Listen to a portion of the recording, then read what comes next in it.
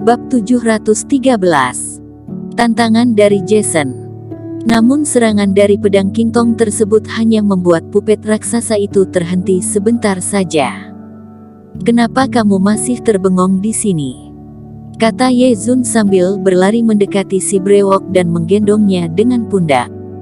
Mereka segera menjauh dari area tersebut. "Terima kasih," kata si brewok dengan terharu. Saat ini, dirinya tengah digendong di belakang pundak Ye Zun dan hingga sekarang, dirinya masih memuntahkan darah.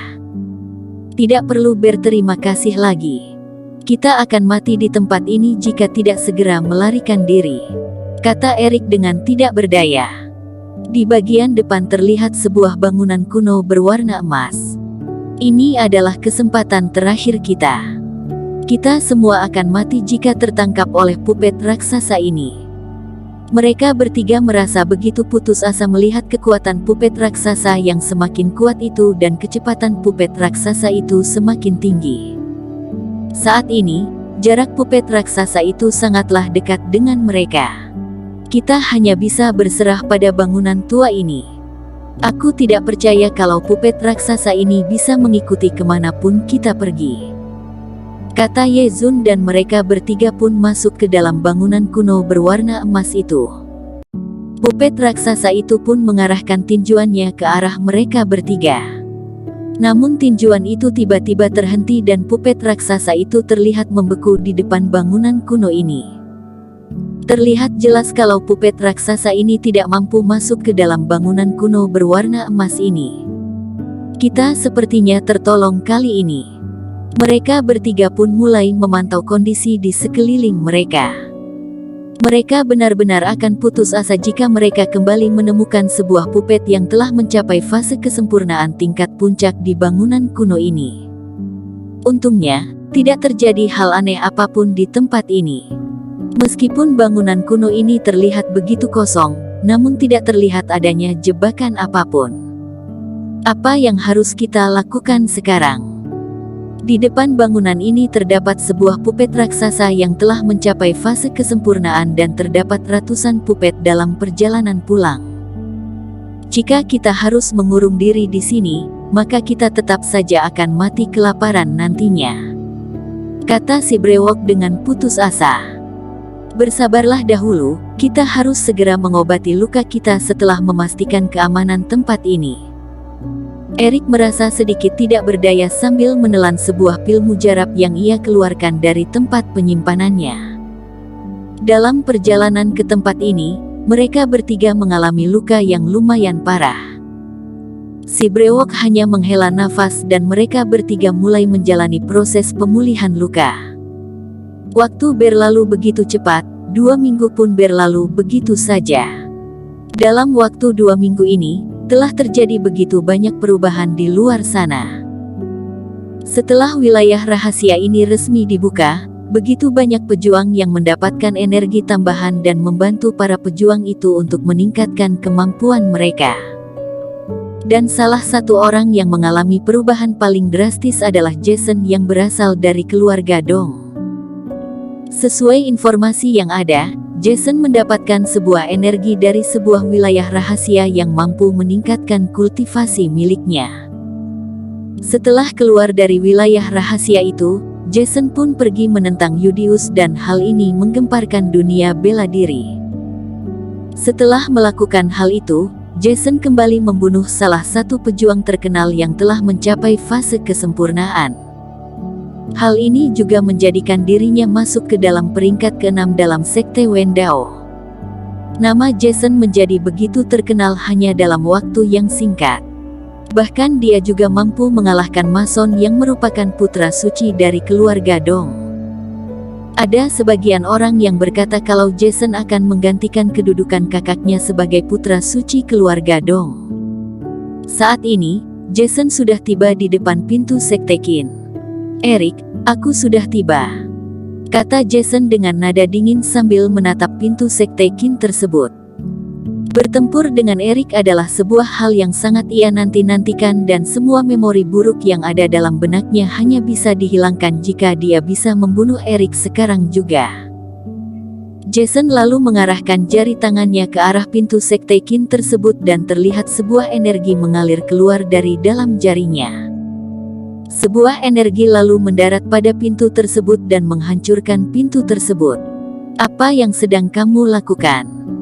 teriak beberapa pejuang setelah melihat kondisi tersebut dan mereka pun segera bergegas menahan Jason. Jason lalu menatap mereka dengan tatapan yang dingin sambil melambaikan lengan bajunya. Para pejuang itu lalu terjatuh di atas tanah dan memuntahkan darah setelah Jason melakukan aksi tersebut. "Siapa kamu? Beraninya kamu melakukan kekacauan di sini?" kata Deskarman dengan ekspresi wajah yang buruk. "Di mana Erik? Suruhlah dia menemui aku sekarang juga," kata Jason sambil berdiri di atas sebuah batu yang tinggi. "Orang seperti kamu tidaklah layak untuk menemui guruku," kata Deskarman. "Ternyata pria tak berguna itu adalah gurumu. Kamu adalah seorang murid yang tidak bisa memilih guru dengan tepat," kata Jason dengan nada dingin. "Cari mati." Deskarman merasa begitu marah. Dirinya telah mengikuti Erik dalam waktu yang sangat lama dan dirinya sangatlah menghormati Erik. Dia tidak akan membiarkan gurunya dihina seperti ini. Deskarman lalu mengeluarkan sebuah pedang besar dan bergegas mendekati Jason. "Seorang Grand Superior Master berani bersikap seperti ini kepadaku," kata Jason sambil memasang tatapan penuh hina. Dia lalu mengangkat tangannya dan memberikan serangan yang telah mencapai fase kesempurnaan itu. Terdengar suara patah tulang dari tubuh Deskarman dan darah pada sekujur tubuhnya mulai menggumpal. Namun Deskarman berusaha untuk menahan semua rasa sakit ini dan terus mendekati Jason. "Kamu harus mati karena kamu telah menghina guruku," kata Deskarman. "Cari mati," kata Jason dengan nada dingin. Bagi Jason, seorang Grand Superior Master yang mampu menahan serangan darinya merupakan sebuah pertanda kalau dirinya sedang ditantang. Dia lalu mengeluarkan sebuah energi melalui jari tangannya. Sebelum mendekati Jason, Deskarman mulai merasakan adanya sebuah energi Reiki yang mengarah ke dirinya. Tubuhnya tiba-tiba terbang dan terhantam pada batu besar hingga membuat dirinya merasa kesakitan yang luar biasa. Semua orang yang ada di sekte Qin itu merasa sangatlah terkejut. "Erik, janganlah bersembunyi lagi kalau kamu memiliki keberanian. Keluarlah dan bertarunglah bersamaku," teriak Jason dengan suara yang keras. "Pergilah, Erik tidak ada di sini." Saat ini, terlihat seorang wanita berjalan keluar dan wanita itu adalah Amy. Aku baru saja melenyapkan seorang anak muda dan kini malah datang seorang wanita tua. Seharusnya kamu adalah ibu dari Erik kan? Jika aku menangkap kamu, mungkin Erik tidak akan duduk diam di dalam sana," kata Jason sambil tertawa keras. Saat ini, semua energi Reiki milik Jason pun mulai mengarah ke arah Amy dan ekspresi wajah Amy sama sekali tidak berubah. Amy lalu mengarahkan tangannya ke atas dan menggambarkan sebuah jimat berwarna emas. Jimat itu pun meledak dan membentuk sebuah pelindung yang mampu menahan energi dari Jason tersebut. "Ini sangatlah menarik, kamu masih tergolong sebagai seorang master yang hebat. Namun kamu masihlah kalah dengan aku," kata Jason dengan dingin. "Katakan kepada Erik untuk menemui aku di kota B dalam 3 hari ke depan. Kalau tidak, aku akan menghancurkan sekte Qin ini," kata Jason sebelum beranjak pergi. "Apa yang baru saja terjadi?" tanya seorang pria bermarga Gu setelah Jason pergi. "Senior Gu, guruku membantu kamu untuk menolong nyawa Tuan Besar dan dia meminta kamu untuk menjaga keamanan sekte Qin ini. Apakah ini adalah cara kamu melindungi sekte Qin ini?" kata Davinson dengan penuh amarah sambil memeluk Deskarman yang telah tidak sadarkan diri itu. "Hei, kedudukan apa yang kamu miliki? Atas dasar hak apa kamu mencurigai aku?" kata pria bermarga Gu itu. Davison tidak lagi menghiraukannya dan segera membawa Deskarman pergi dari tempat ini. "Tidak sopan. kata pria bermarga Gu itu sambil menatap ke arah Emi. Orang yang baru saja pergi itu merupakan tuan kedua dari keluarga Dong. Apakah terdapat dendam di antara Erik dan keluarga Dong? Tanya pria itu dengan nada sombong. Dia bahkan berkata kalau dirinya akan menghancurkan sekte Qin ini dalam 3 hari ke depan. Kata pria bermarga Gu. Emi hanya tersenyum menatap pria bermarga Gu itu. Jika kamu tidak ingin memberi bantuan, maka segeralah pergi dari tempat ini.